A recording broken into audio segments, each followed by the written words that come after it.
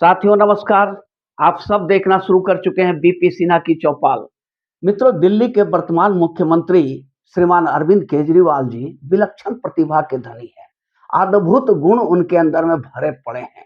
साम दाम दंड भेद चारों नीतियों में पारंगत केजरीवाल। कुछ और भी एक्स्ट्रा गुण उनके अंदर में है जो जन्मजात लगता है, जैसे झूठ बोलने की। वो झूठ इतना ज़्यादा झूठ बोलते हैं, मुझे तो लगता है कि कभी सच बोलते ही नहीं हैं। उनकी हर बात झूठी होती है और किसी के ऊपर में भी, चाहे कितना भी प्रतिष्ठित व्यक्ति हो, उसके ऊपर में झूठे आरोप लगा कर के भाग जाते हैं। अब पिछले दिनों जब ये आए थे सत्ता में, दिल्ली के मुख्यमंत्री, दिल्ली का विधानसभा का इलेक्शन पहली बार लड़ रहे थे, उस समय इन्होंने शीला दीक्षित को करप्ट कहा था। 300 पेज दिखाया था, वो कहाँ चला गया पेज कुछ पता ही नहीं चला। शीला दीक्षित निपट भी गई। और गडकरी पर, अरुण जेटली पर, सब पे भ्रष्टाचार का गंभीर आरोप लगाए थे इन्होंने और कहा था सबकी सबूत मेरे जेब में है। जब इन्हें कानूनी मार पड़ी, जब इन लोगों ने केस कर दिया, तो यही वो केजरीवाल हैं जो लंबी-लंबी फेंकते थे। चुपचाप भीगी बिल्ली बनकर गए और पैर पकड़ करके माफी माँग लिया, चाहे वो अरुण जेटली हो, कपिल सिब्बल हो या गडकरी हो। सबसे इन्होंने लिखित माफीनामा दिया। अब कमरे के अंदर भी इन्होंने पैर पकड़ा के हाथ जोड़ा, गिड़गिड़ाए, ये तो मुझे नहीं पता। पर इतना जो जो पता है कि इन्होंने लिखित माफीनामा दिया, लिख करके माफी माँगा। मतलब अपना ही थूका हुआ चाट लिया। इन्हें कोई फ़र्क नहीं पड़ता है। कौन इनके बारे में क्या कह रहा है, इनको कोई फ़र्क नहीं पड़ने वाला है। ये झूठ बोलते हैं, यू टर्न लेते हैं, झूठी कस्में खाते हैं। एक बार की बात है कि ये गुजरात के इलेक्शन के टाइम में इन्होंने इतना बड़ा झूठ बोल दिया, एंकर के सामने टीवी इंटरव्यू चल रही थी, एंकर के सामने इन्होंने कह दिया कि आईबी की रिपोर्ट आ गई है, गुजरात में आम आदमी पार्टी की सरकार बनने जा रही है।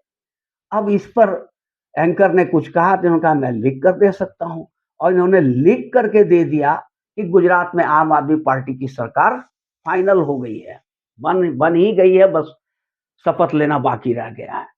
इतने बड़े झूठे हैं ये। और जब गुजरात का इलेक्शन आया तो लोग ढूंढते रह गए कि केजरीवाल कहाँ है। अपना तो इन्होंने बंटाधार किया ही, साथ ही कांग्रेस के भी पलीते लगा दिए, कांग्रेस का भी गेम इन्होंने बजा दिया। तो ये ऐसे हैं हमारे केजरीवाल जी। अब सवाल ये उठता है कि आप सोचो कि सारे राजनीतिज्ञ तो ऐसे ही होते हैं, सब झूठ बोलते हैं, सब यू टर्न लेते हैं, फिर केजरीवाल के ऊपर क्यों उंगली उठाया जा रहा है?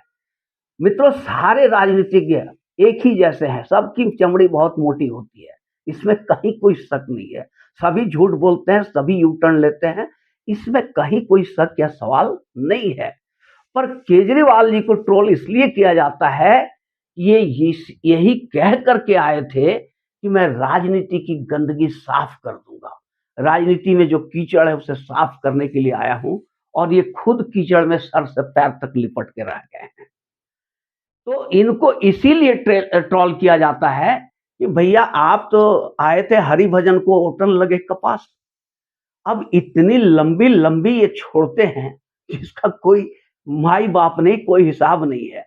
अब इनके जो साथी जेल में जा रहे हैं, चाहे सत्येंद्र जैन हो, संजय सिंह हो, मनीष सिसोदिया हो, सबको ये लोग ये सर्टिफिकेट देते हैं कि कट्टर ईमानदार है, और उन कट्टर ईमानदारों का कोर्ट के सामने जाकर बैंड बज जा रहा है।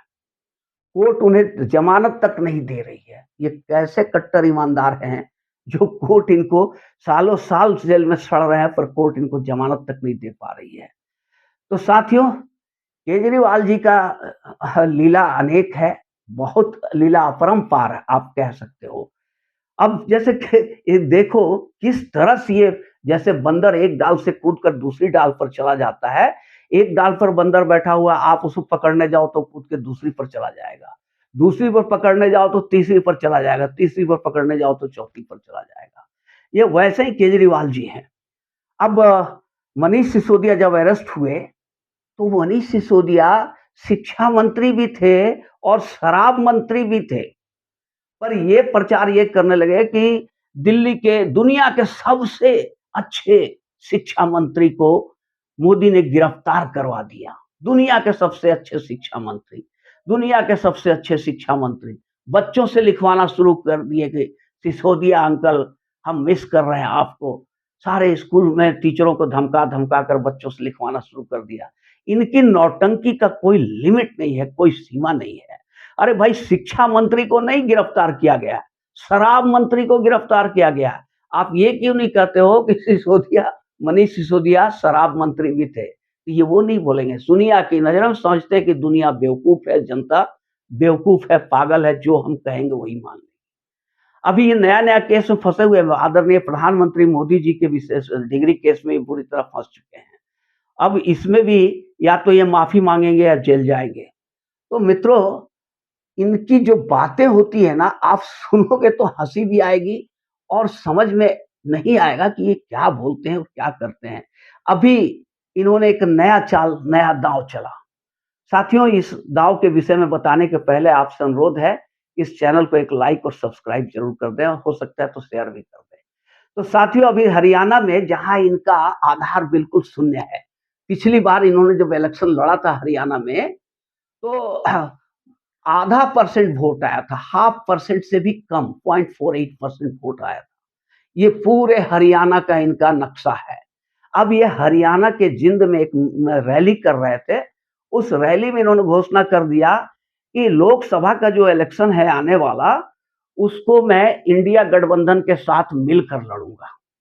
मतलब हरियाणा में कुछ सीटें हमको भी दे कांग्रेस, जबकि वहां बीजेपी के सामने कांग्रेस ही है, इनका कोई वजूद ही नहीं है।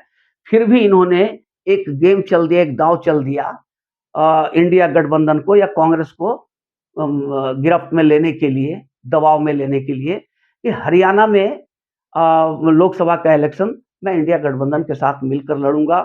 लेकिन जो हरियाणा में विधानसभा का इलेक्शन होगा, उसमें मैं अकेले लड़ूंगा, 90 सीट पर अकेले लड़ूंगा। अब ये बताओ कि अगर नीतीश कुमार कल को ये कहें कि भैया मैं तो लोकसभा का इलेक्शन बीजेपी के साथ मिलकर लड़ूंगा और जब बिहार विधानसभा का इलेक्शन होगा तो आरजेडी के साथ मिलकर लड़ूंगा या अकेले लड़ूंगा, तो ये कोई बात हुई कहने की?